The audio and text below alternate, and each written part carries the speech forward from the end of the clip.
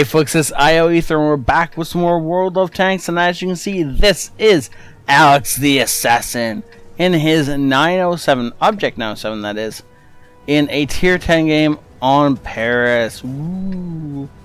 So this is a tank reward, or a Clan Wars reward tank for doing the campaigns and ranking in the top 3,000 players. And, well, he has it. I think this is actually painted. Is it painted? There's another 907, not in this game. Never mind. So before we get into the match, as always, how to kill this thing. Basically, don't bother shooting the lower glaciers. Most of the time, you're going to be above this thing if you're in a heavy tank or any kind of... Well, anything that's bigger than this thing, you'll be above it. The lower glacis becomes so sloped that it actually cranks up to around 250 to 300 millimeters. And the turret is the same. Don't bother shooting it. Don't even bother shooting the propellers. The flatter parts near the gun is not bad. Everything else is about 300. It's not worth shooting at. Just shoot this giant front plate, which averages about 180 to 200. So you should be able to go through that pretty easily. And of course, the side is even worse. So, yeah. This shouldn't be too hard to kill as long as you don't shoot them in the turret or the lower glacis if you're too close to them.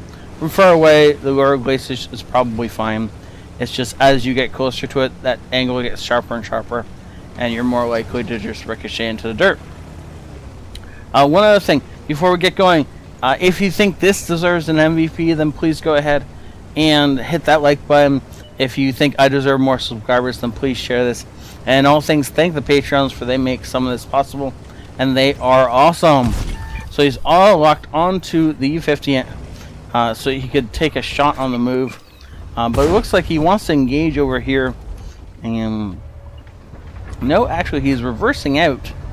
I'm going to get a great side shot into that E50, who either got tracked out in the open or stopped out in the open for some reason. But that AMX-30 had his number and was waiting for him as he popped back out on this side. And you can see AMX actually far enough away that he was able to get a shot into the lower glacis and did some good damage. So Alex is looking for side shots on tanks that are crossing in front of us or otherwise unaware that there's a 907 lurking here wanting to take their heads off.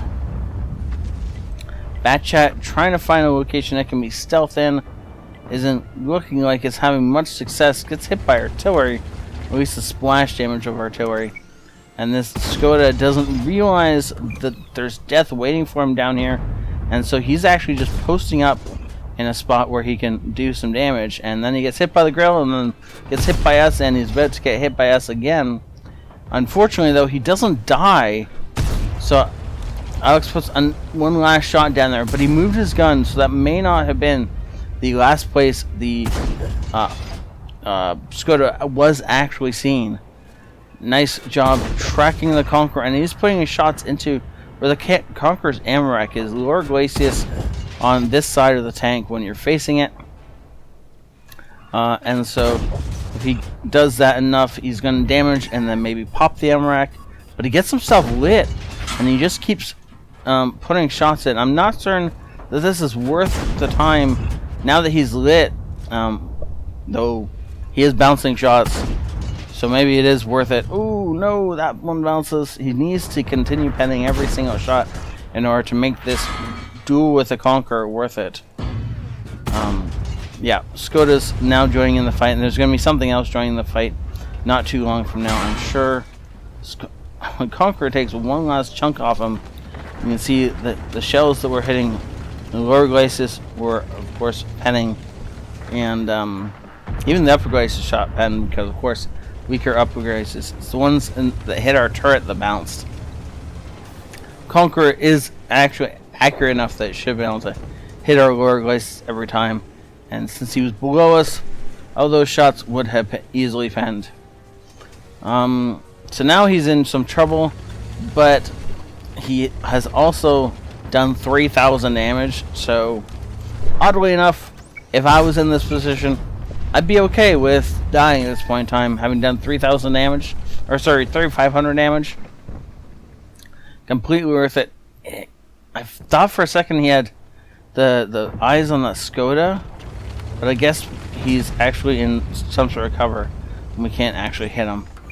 Looking for a shot on the Mini Mouse, gets it, but gets himself lit, either by the Skoda or by something else. Skoda gets itself taken out. At the same time, ooh, AMX-30 bounces a shot off of us. He's actually probably the same thing that lit us, and tracks AMX-30 as it tries to reverse back around the corner. Not able to actually take it out though. Does get a beautiful opportunistic shot into the side of the Patton, though he's staying there more or less just waiting for the AMX-30 to come back around the corner. Puts a shot. I didn't think that would pen into the flat front of that Mini Mouse's turret, and now he's just waiting for the M46 to come back out so he can just continue to nail this guy. This poor M46 doesn't realize the rate of fire of this 907 is a lot better than he's thinking it is. Sight of the Mini Mouse's turret. Pens does not kill it.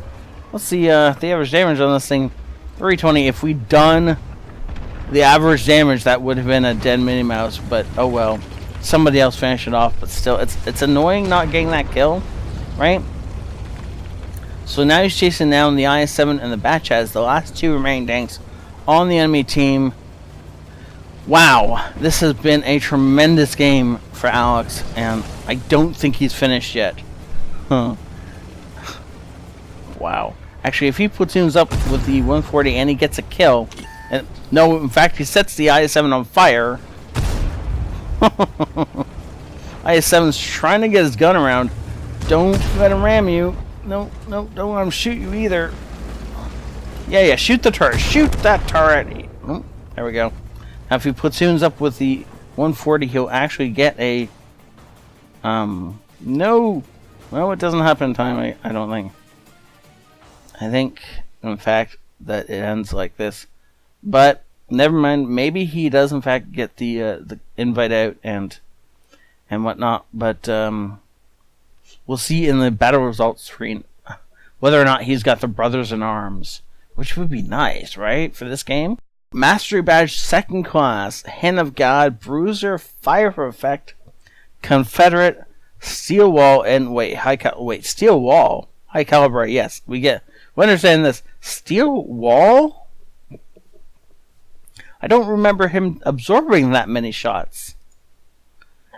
But okay. Well, first he did 7,600 damage. That's of course enough to induct him into the 6K damage club. If he wasn't already here, he's definitely here now. And it looks like he was not, in fact, able to platoon up with the Object 140 for that Brothers in Arms. But that's okay. Yeah, he got shot 11 times. And because 5 of them bounced, that was enough to get him the Steel Wall. 7... Just this...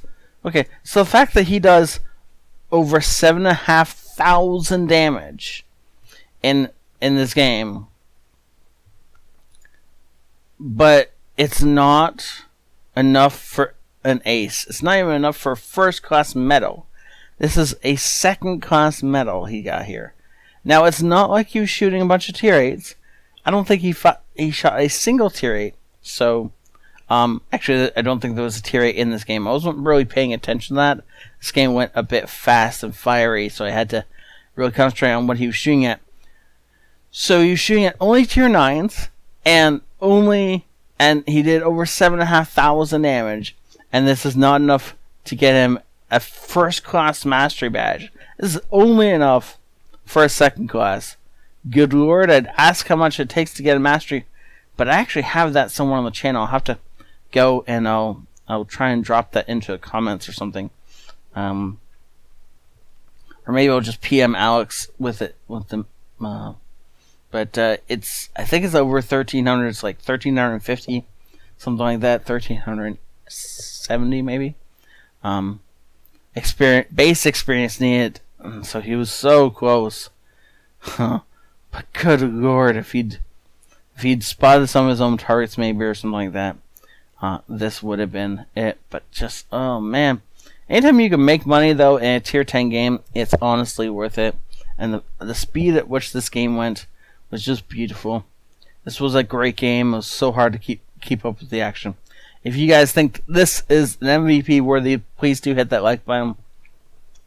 If you think I deserve more subscribers, then please share this. And all things, thank the patrons, for they make a lot of this possible, and they are awesome. And I will see you all next time. This is ioEther out.